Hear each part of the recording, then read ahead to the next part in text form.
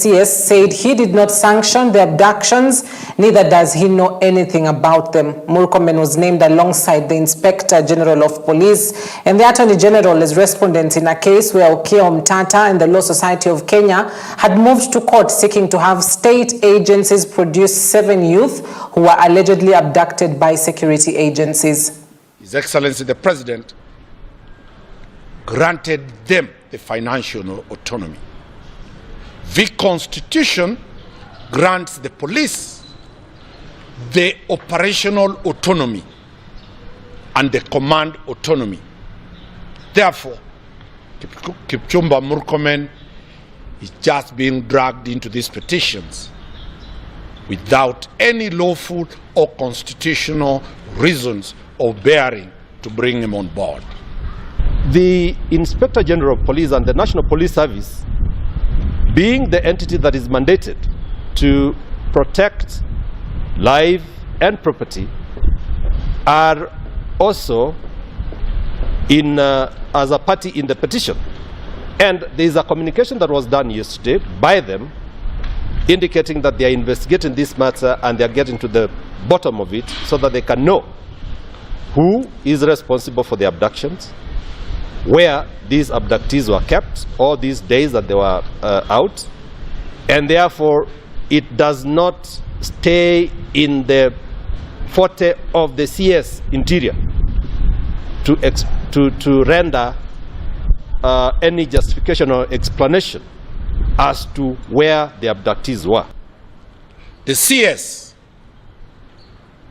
will not sit, he will oversight and see that thorough investigations are conducted. Those who have abducted the young Kenyans, whether they are police officers, whether they are citizens, whether they are foreigners, they will face the full force of the Kenyan law. And the CS is determined that whoever committed an offense shall be held liable. Nobody is above the law, according to the CS for Interior. So tomorrow we are coming to court to explain or to tell to the world why the CS Interior is not in this mix of abductions, and the ball has to stop somewhere and not in the docket of the CS Interior. A section of legislators is tonight calling for the formation of an independent public commission of inquiry to investigate the rampant abduction of government critics. This is in the wake of last month's spate of abductions targeting youthful critics of President William Ruto and his administration, in which 5 of the victims were freed this week. Addressing the press on Tuesday in Nairobi, the 6 senators and 19 members of parliament expressed concern over the cases, as well as what they termed politicization of the police, a resurgence of criminal gangs, and the troubling spectre of state capture within the country. These gangs have been creating an atmosphere of fear, lawlessness among ordinary Kenyans and critics of the government. To address issues surrounding state capture, including the awarding of government contracts and affiliates within the government and rampant land grabbing, alongside issues misuse of public resources. These include examining extensive land grabbing currently underway in Ngurunga Farm in Kiambu constituency, Gikumari in Ruiru constituency, Dabibi in Naivasha constituency, Nakuru Memorial Hospital, and many other acts of misuse of public trust, which threatens the integrity of our institutions and welfare of the Kenyan people. Parliamentary actions. We urge both the National Assembly and the Senate, and also all country county assemblies across the nation to convene a special session during recess to discuss and conduct inquiries into these abductions and other pressing matters affecting the society.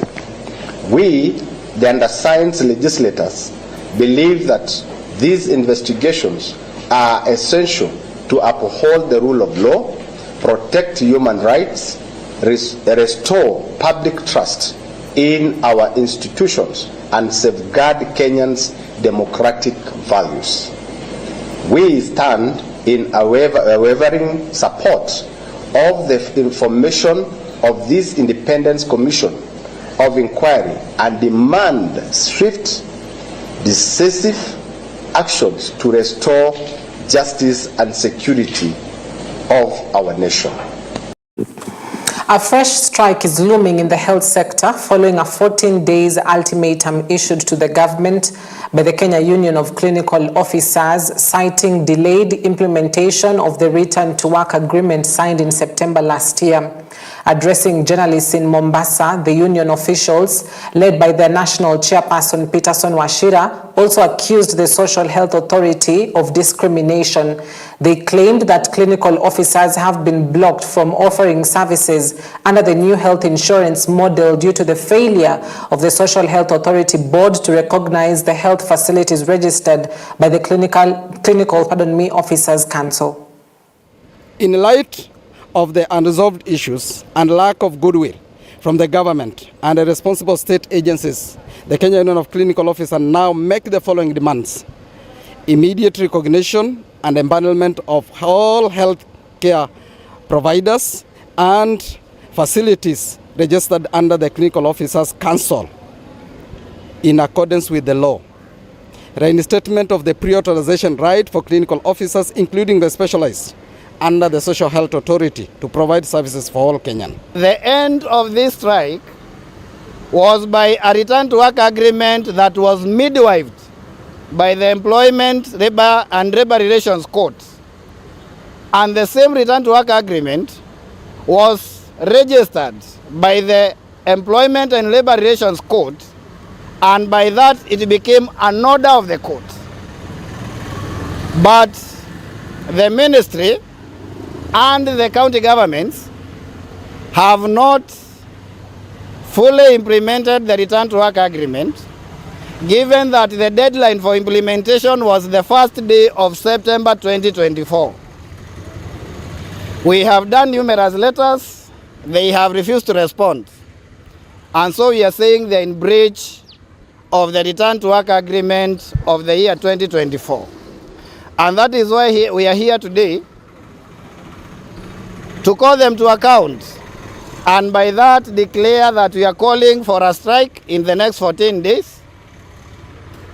That if then we do not have an end to the impunity in the Social Health Authority, and we do not have full implementation of the return to work agreement of 2024, all the clinic officers under the 47 counties, under the Ministry of Health, under Kenyatta National Hospital, under KUTRH, under Madhari Hospital, under MTRH, shall proceed on strike as from the midnight of 19th January 2024. 4 months after a deadly inferno claimed 21 lives at Hillside Dendarasha Academy and a court injunction ordering the closure of the boarding facility, Tuesday marked a fresh start for the school and the community around. The school, however, did not admit boarders for the first term following a decision by the proprietors to run the facility as a mixed-day junior and primary school.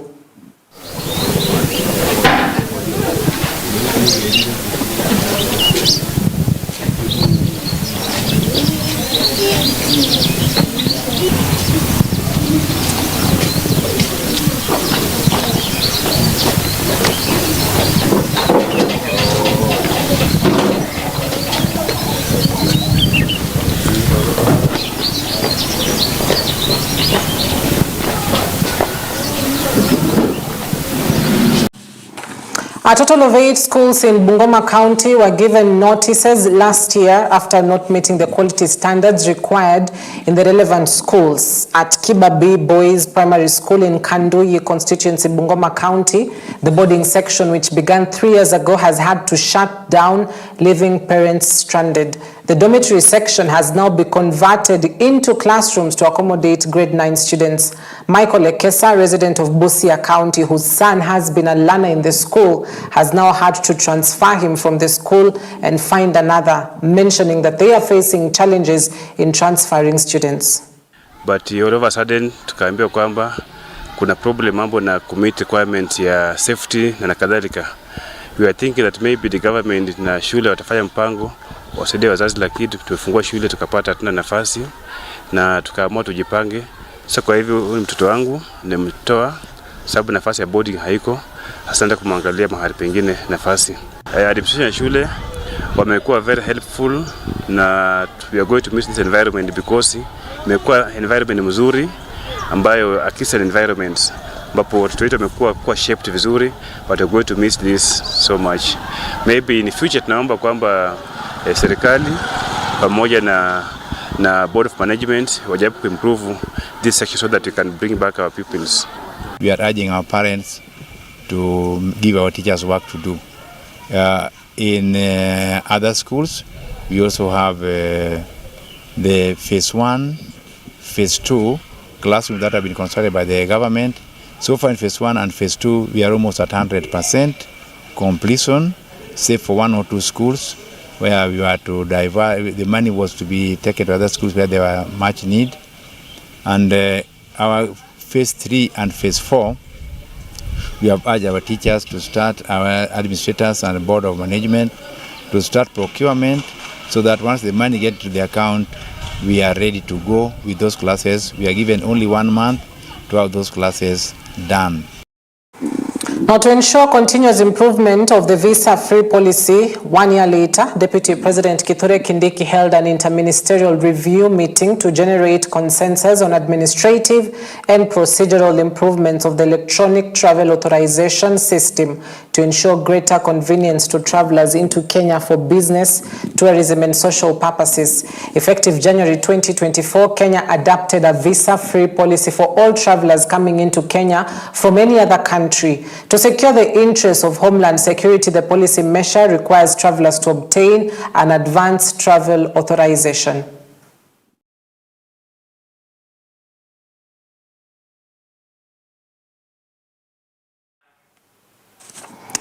Now, Mount Kenya residents living in Nakuru are calling on President William Ruto and his former deputy, Rigathi Gachagua, to engage each other and cool down the rising political temperature that risks dividing the country. Speaking in Nakuru, the group led by Pastor Harrison Kariuki lament that the verbal exchange between the former deputy president and alleged associates of the president were making Kenyans question the two leaders' faith in Christianity that they used to secure the current government. The group, hata kama Gachagua alikuwa impeached, awe 100% anapatiwa haiba yake kama, hata kama Gachagua alikuwa impeached, awe 100% anapatiwa haiba yake kama former vice president. Na katika Mlima Kenya, hatutaki kuletewa magenge ati ndio wanapatanisha wa Kenya. Haiwezekani. Watu walio na rekodi ambayo serikali na polisi wanaijua ndio wanatumia ati ni kuleta Mlima Kenya pamoja. Watu wa Mlima Kenya hawana shida yoyote. Isionyeshanwe kuwa ati Mount Kenya, watu wale wanaishi Mount Kenya ama sehemu za mkoa wa kati eti wako na shida. Rais wetu mustaafu Rigathi Gachagua apatiwe heshima kama madeputy president wale wengine waliowahi kuristaafu, na tunamuomba sisi kama Wakenya ule urafiki wake na Samoei, president wetu Samoei Ruto, uletwe pamoja, kwani wale wengine wamekuja kwake rais Ruto na wale wengine wametoka huku na kule, kwani hatujui? Gachagua deputy president wetu, enda kwa president wetu William Ruto, mtupeleke mbele. Tunataka amani, ndio serikali iweze kutengeneza hata viwanda. Vijana wetu wengi wale hawana kazi, wataweza kupata ajira kama pale. Kama ajira yenye wanapata sasa kupitia kwa mlengo huu wa nyumba hizi ambazo zinafanya nini? Zinajengwa. Barabara zinapokuwa zikijengwa, pia kunakuwa na ajira inapatikana. Lakini kama kukiwa kuna mambo ambayo ya kukoseana heshima, hiyo haistahili. To facilitate trade, regional integration and people-to-people ties, the government is upgrading SUAM point of entry and exit to a modern one-stop border post to enable border management officers from both countries to share space for quicker clearance of human and vehicle traffic. Deputy President Professor Kithure Kindiki visited SUAM point of entry exit in Endebess constituency, Trans Nzoia County, to assess progress of the works and follow up on the implementation of the presidential directives issued earlier for the expeditious completion of the Kenya side of the border post to give way for the completion of the facilities and the expansion of the 45-kilometer road from SUAM to Kitale. Principal Secretary for Internal Security and National Administration, Dr. Raymond Omolo, and other government officials accompanied the Deputy President. This is a very important facility. Once complete, it will upscale our trading relations between our two countries. It will improve the economy of this area.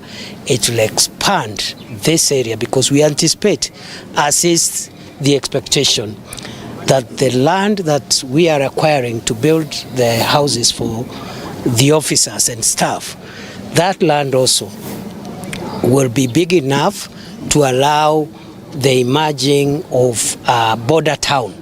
We need a border town to emerge so that you cement on those relations. So this is about trade, but it's also about people-to-people interactions. People-to-people interactions are important because the two countries share many things. Uganda is the biggest trading partner of Kenya. So it is not just a friendly country, it's not just a neighboring country, it is the biggest trading partner of Kenya.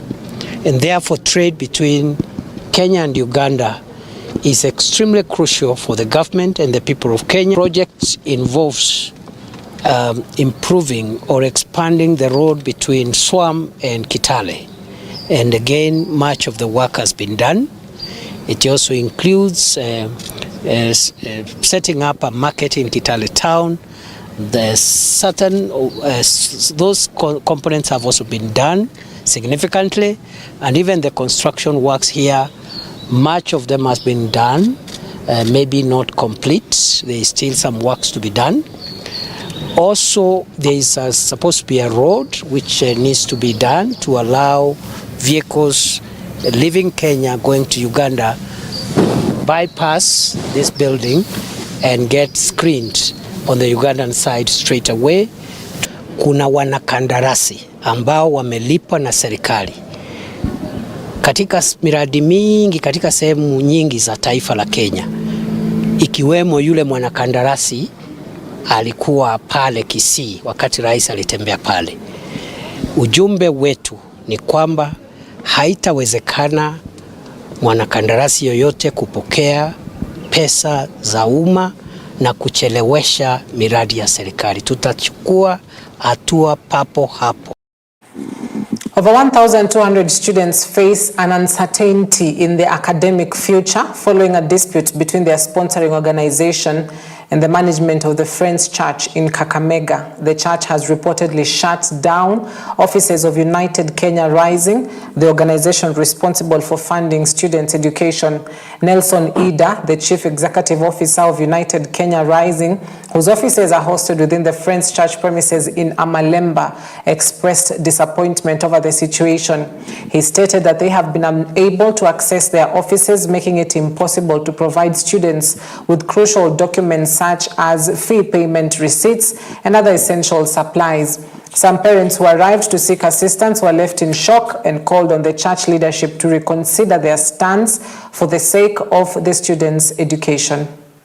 ambapo inafaa tumelipa fees ya wanafunzi wote, hatujafanya hiyo kazi mpaka saa hizi. Tuko na staff ambao unaona mahali hapa wote wameajiriwa na hii shirika, imefungwa. Hatuna kitu ambacho tunaweza fanya kwa saa hizi. Kufunga kwao ni kwamba wanasema kwamba tumebadilisha jina letu from Kakamega Orphan Care Center to United Kenya Rice.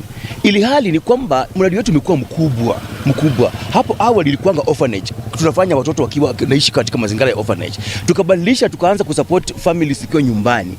Tumepigiwa simu watoto wetu wasikuje, tukashangaa tutaanzia wapi na tutaendelea aje. Nilishtuka, nikasema hii shirika imetusaidia, imenijengea, watoto wanasoma, hata sihitaji pesa yoyote kutoka kwa mtu. Tukulia mtoto mmoja amesoma form 1, form 2, form 3, form 4. Hawa wenyewe walikuwa wanalipa school fees, budget, shopping. Si yenyewe watoto wanaingianga wanasaidiwa. Sasa mimi nimesaidiwa kwa wengi, nilikuwa na maitima.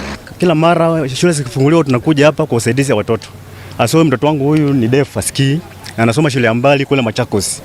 Nimefika hapa leo na shangaa leo gate zimefungwa. Sasa tunashangaa nini kinaendelea. This program I can call it my strength, my support system, and itakuwa vibaya sana ikifungwa because it's been like ndio imekuwa hapo kunisaidia. Hii shirika imekuwa kubwa sana, imetusaidia kimpango nyumbani. Tumekuwa watu wenye hatujakuwa tukijiweza. Sasa hii shirika imetukua sisi wote pamoja na sister yangu, brother yangu, ikatupeleka shuleni. Inatulipia school fees kila kitu. Hakuna venye tunafukuza shuleni tangu niingia high school sijawahi fukuza shuleni. So tunaomba hii shirika isifungwe kwa sababu ikifungwa saa hii tutakosa cha kufanya kama wanafunzi. I'm wondering if at all educating students is a crime. Kufanya agriculture of families is a crime. Building houses for families is a crime. I'm wondering that. And I would want to be helped that what interpretation of a ministry the church is supposed to do. For us, we believe what we are doing is a ministry even more than preaching. We have got over 1,200 because hawa ni high school tu peke yake na universities. Kuna wala in the home based program no familia model mbako nyumbani ambapo ilifaa tutume pesa kwa guardians wao watumie matumizi ya nini ya shule. Saa hizi we have done nothing, completely nothing, because our laptops, our transactions and everything is locked up. President William Ruto was among several African leaders who attended the swearing-in ceremony of Ghana's new president, John Dramani Mahama, on Tuesday.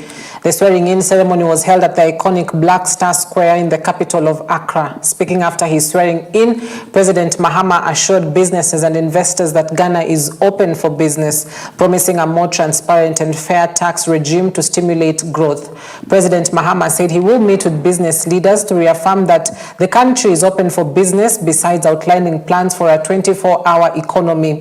While in Kenya last December, President Mahama met President William Ruto, and they agreed that the two nations would enhance their relations in trade and investment, agriculture, mining, tourism and oil and gas. They also committed to broaden opportunities for the people of the two countries and enable them to travel, trade and do business. Earlier on Tuesday, President Ruto met the presidents Faure Gnasingbe of Togo and Gideon Boko of Botswana, as well as Equatorial Guinea's Vice President Teodoro Nguema Obiang Mangue in Accra.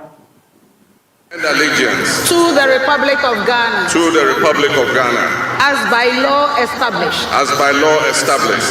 That I will uphold. And that I will uphold. The sovereignty. The sovereignty. And integrity. And integrity. Of Ghana. Of Ghana. Young people are increasingly encouraged to be creative and use the internet to develop themselves, including online employment, and distance themselves from cyberbullying or cyber crimes. According to Jemima Temko, a relationship manager in the office of the county governor of Bungoma County, young people lack morals, especially by using the social media networks to mock leaders, while encouraging them to take their studies carefully. On his side, Brown Bufuke says the objective of the various sports he has sponsored in the county is to develop talent among young people, besides reducing childhood pregnancy. tunaishi katika dunia ambayo sasa mitandao inaleta shida, na sisi kama wazazi hatufurahii kuona kwamba watoto ambao tumewalea, tumewapeleka ma university, tumewapeleka ma colleges wanapotea tu kwa sababu ya kutumia mitandao vibaya.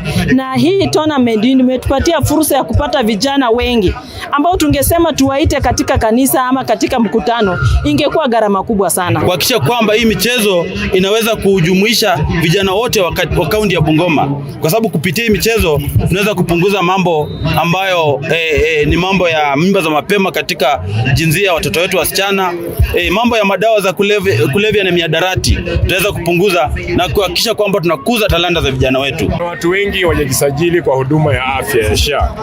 Katika mipangilio yangu ya hii tournament niliweza kualika wahudumu wa afya ambao kutokea asubuhi wameweza kusajili watu zaidi ya 2,000 katika mpango wa SHA. Nataka kuwarai watu wote kwamba wale ambao wanaweza sikia sauti hii tuweze kujisajili kwa mpango wa SHA, kwa sababu hiyo ndio njia pekee itatusaidia kulinda afya yetu. All right, just about 28 minutes past the hour mark. That is where we wrap it up tonight. Thank you very much for watching. I hope that you're up to date with what is making headlines across the country. See you tomorrow, same time, same place. My name is Cynthia Nanjala. Good night. God bless.